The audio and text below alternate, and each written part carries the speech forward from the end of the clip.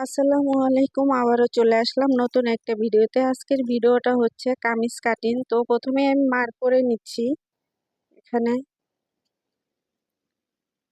তো বডির মাপ হচ্ছে 42 ইঞ্চি। 42 ইঞ্চি 4 ভাগ করলে হয় 10.5। আর কোমরের মাপ হচ্ছে 36 ইঞ্চি। 36 ইঞ্চি 4 ভাগ করলে 9 ইঞ্চি হয়। আর হিপেও আছে 42 ইঞ্চি। তো 42 ইঞ্চি 4 ভাগ করলে 10.5 হয়। আমি 10.5 নিয়েছি। এখন হচ্ছে ঘেরের মাপটা আছে 26 ইঞ্চি। তো আমি 26 ইঞ্চি নিয়েছি।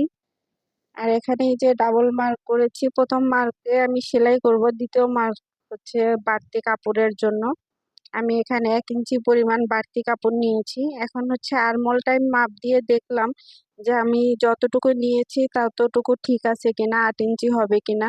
তো দেখলাম ঠিকই আছে, সেই জন্য এখন আমি মার্কে মার্কে কেটে নিব। আর এখানে শোল্ডারে আমি নিয়েছি 8 ইঞ্চি, এটা কলার হবে সেই জন্য 8 ইঞ্চি নিয়েছি।